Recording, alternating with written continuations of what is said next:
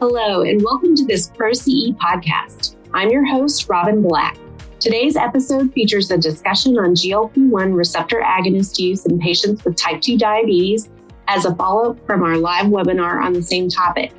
This episode is part of a larger educational program titled Enhancing the Use of GLP-1 RAs in Patients with Type 2 Diabetes to Improve Individualized Patient-Centered Care.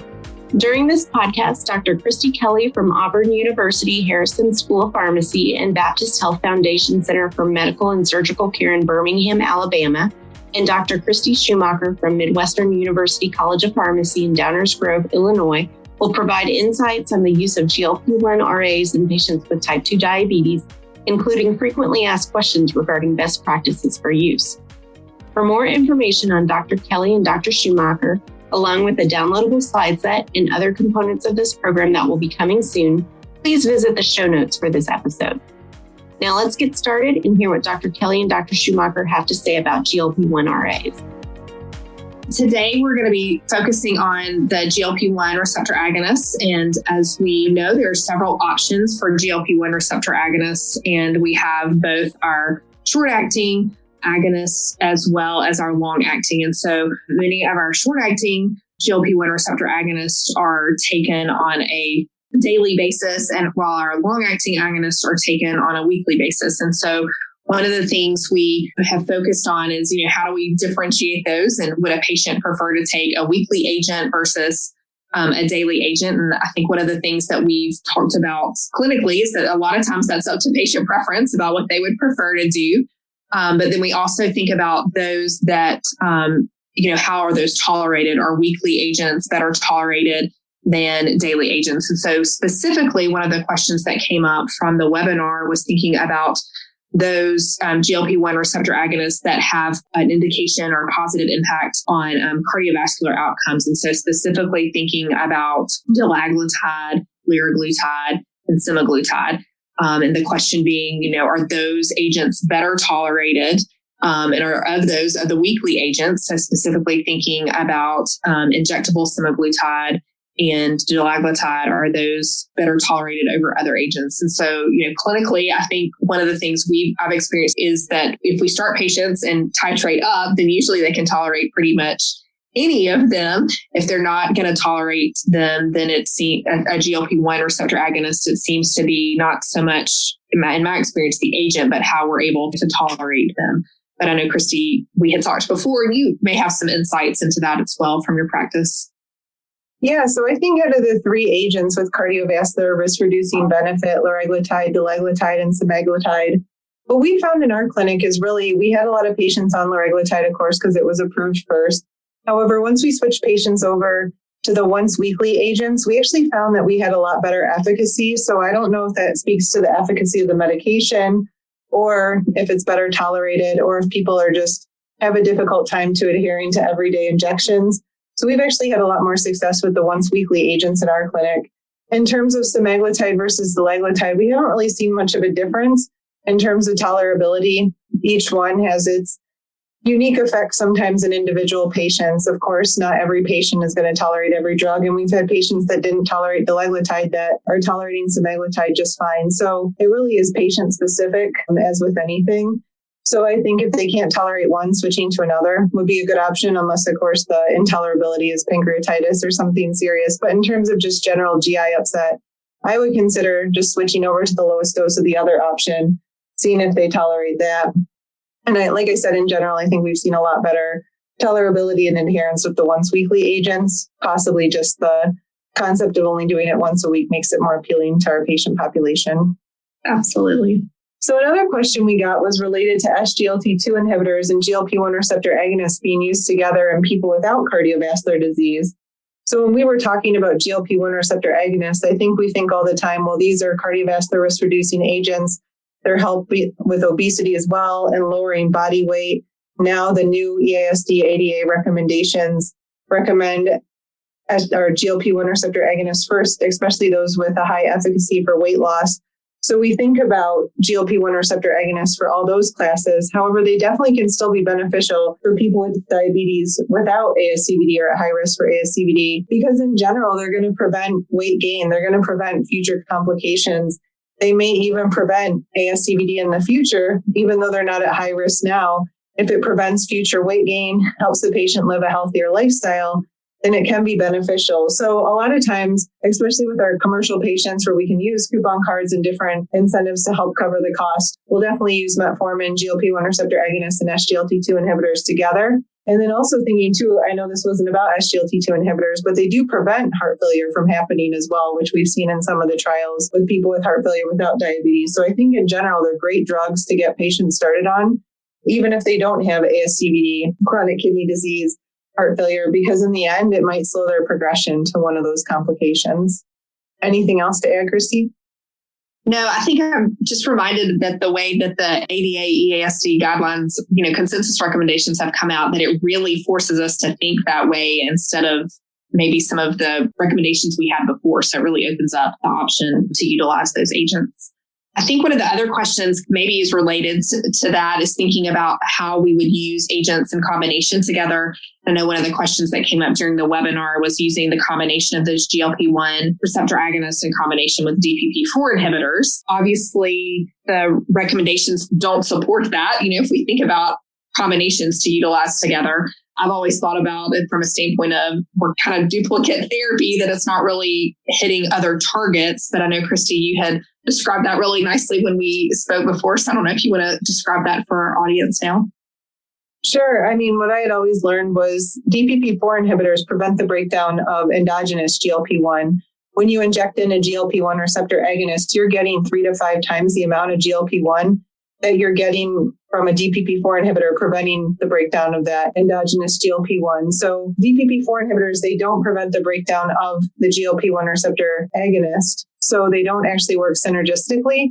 So there's really no reason to use both of them together, because the GLP-1 receptor agonist is going to completely overpower the DPP-4 inhibitor. And you're going to have your patient pay $2,000 copays and really not get that much extra efficacy from the DPP-4 inhibitor at that point, since the GLP-1 receptor agonist is so much more potent and is working on all those different mechanisms. So I would consider it duplicate therapy, similar to maybe using a meglitidine with a sulfonylurea. Like, you wouldn't want to do that either, because they both work at the same site. So you'd want to pick something to go with your GLP-1 receptor agonist, such as an SGLT2 inhibitor that has a different mechanism of action and is more complementary. Where we know DPP-4 inhibitors and GLP-1s aren't really complementary, we consider duplicative therapy.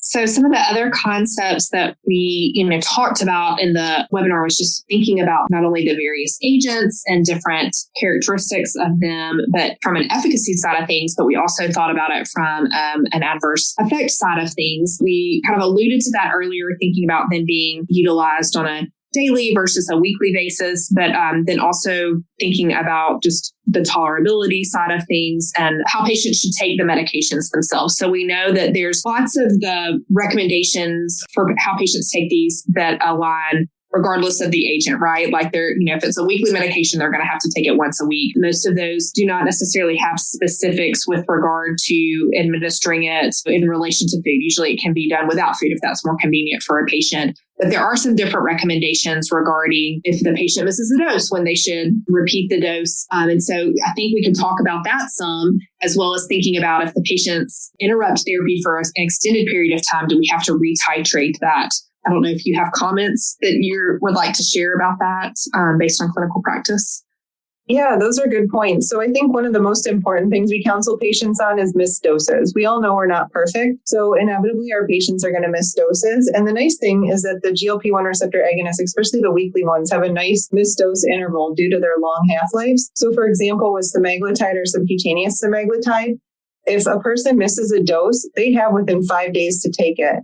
So let's say they take their medication every Monday and they forget about it. And on Saturday, they're like, oh, shoot, I didn't take my medication on Monday. They can actually still take it on that Saturday and then take it again 2 days later on Monday and continue going with their every scheduled Monday dose, which is nice. And then with dulaglutide, you get 4 days. So if the person was supposed to take it on Monday and they missed it, they could take it all the way up to Friday and then continue to take it again 3 days later on that Monday and every Monday thereafter. So the missed dosing window with these agents is pretty nice and a nice counseling point, because you don't want your patient to skip 2 weeks of therapy and then just let them know they can take it with semaglutide within 5 days and with subcutaneous dulaglutide within 4 days of the missed dose. So those are nice options for our patients. If they do miss it and it's been a couple of weeks, I would say go ahead and continue with your regularly scheduled dose. However, if it's been a month or 2 months, sometimes 3 months or longer, we'll actually titrate our patients back down and then restart the titration.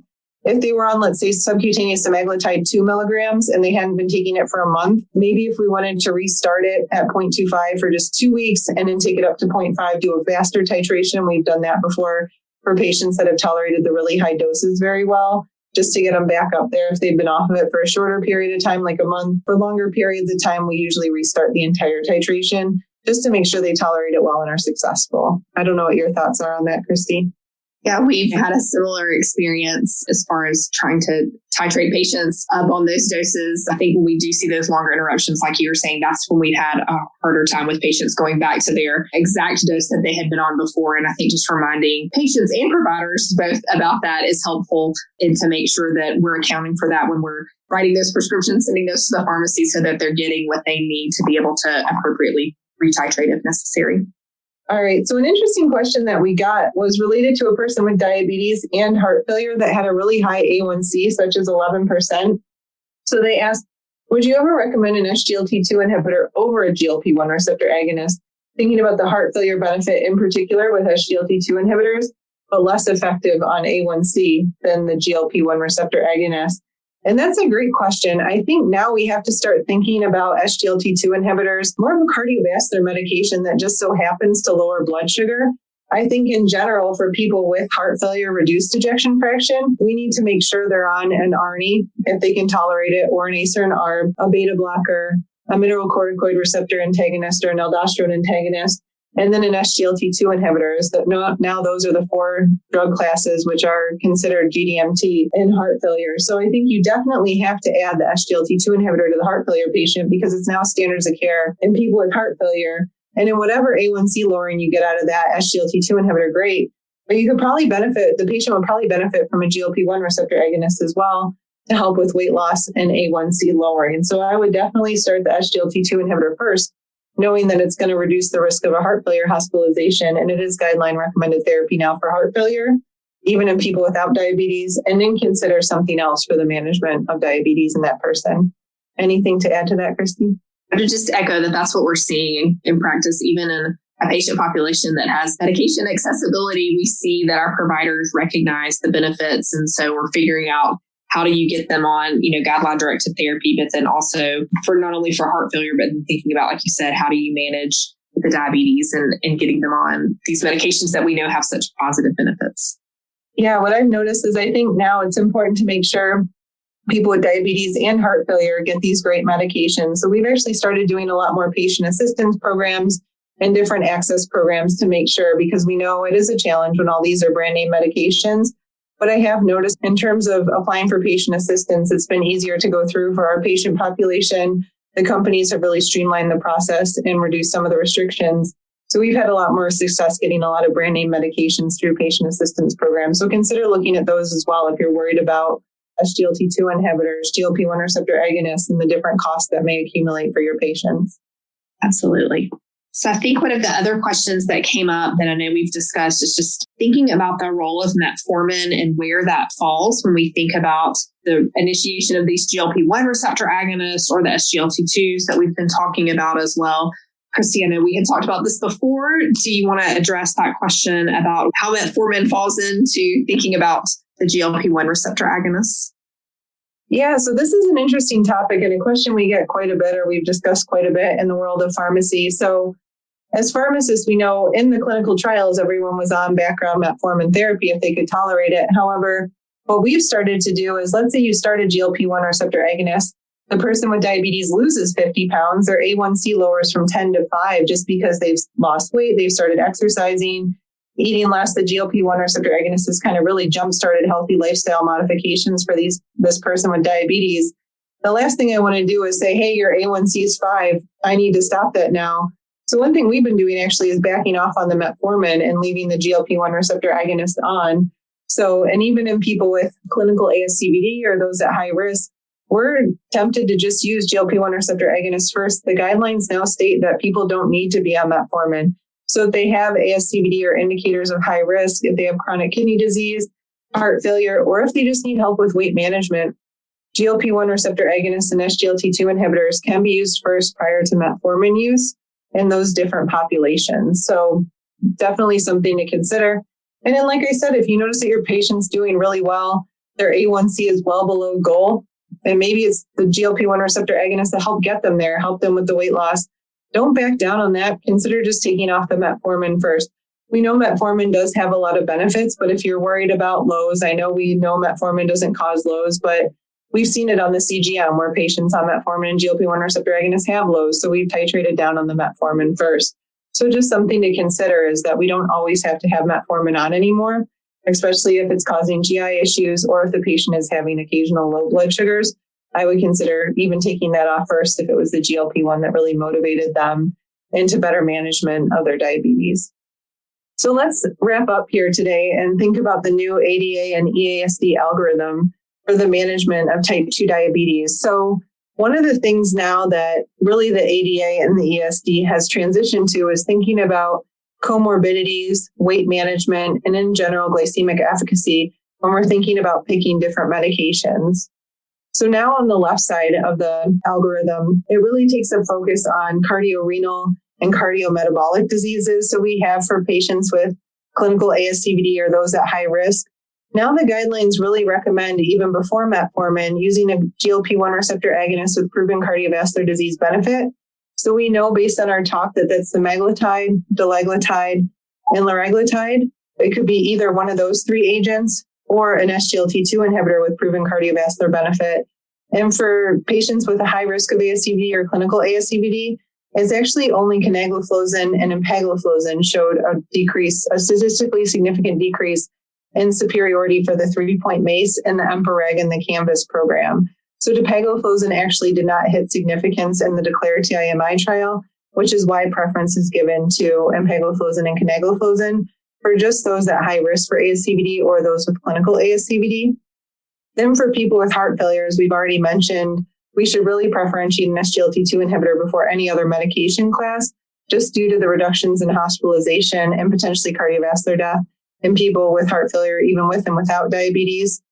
And then as well, SGLT2 inhibitors for patients with chronic kidney disease based on the Credence trial, DAPA-CKD, and coming up EMPA-KIDNEY. So we know that SGLT2 inhibitors also slow the progression of chronic kidney disease, prevent patients potentially from going on dialysis, and have other great kidney benefits as well.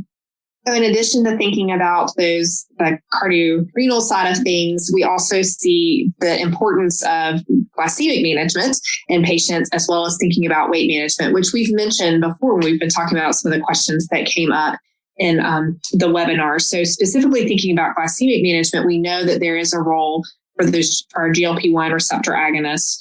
And we're definitely trying to achieve that efficacy and see that lowering.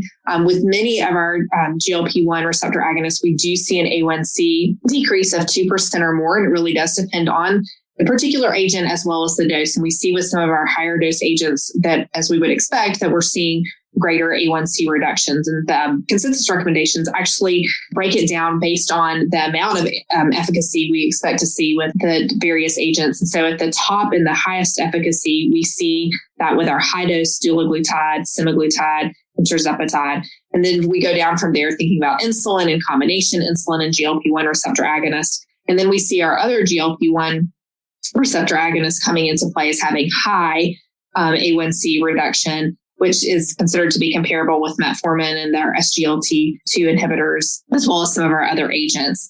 We can also think about, okay, well, maybe we're not just focusing on our A1C and glycemic control, but we're also thinking about the weight management, as we've talked about earlier.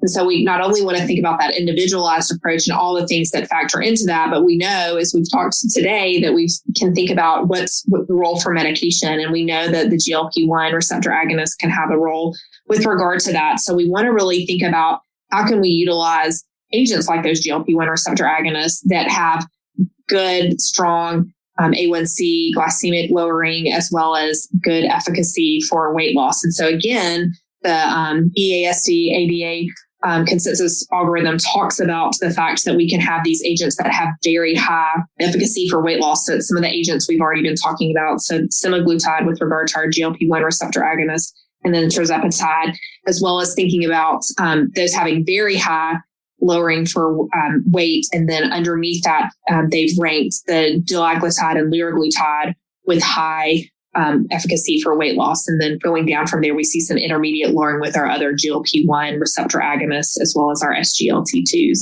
So it gives us some additional considerations, gives us almost kind of a checkbox or a toolkit to follow when we're thinking about how do we approach these various patients with regard to providing that individualized approach and trying to balance those cardiorenal benefits as well as thinking about the A1C lowering and decrease in weight. Yeah, I think it's so important to start to consider GLP-1 receptor agonists first, especially for weight management. Those at high risk for cardiovascular disease or those with clinical ASCVD.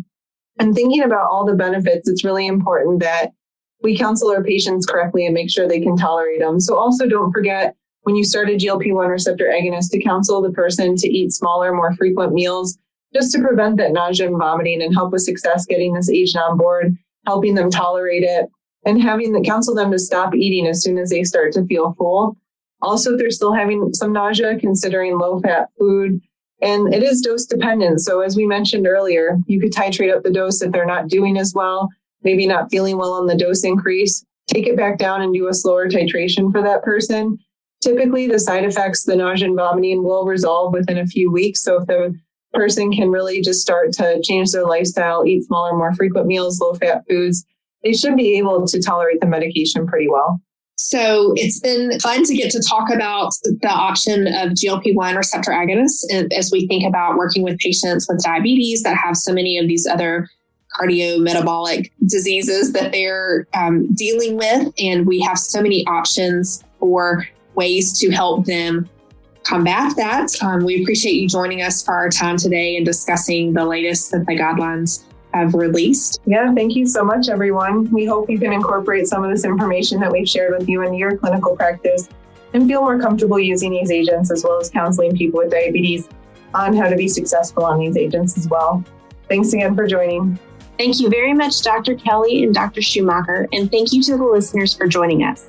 As a reminder, to view the full program and join the discussion, please click on the link in the show notes. As always, thank you for listening.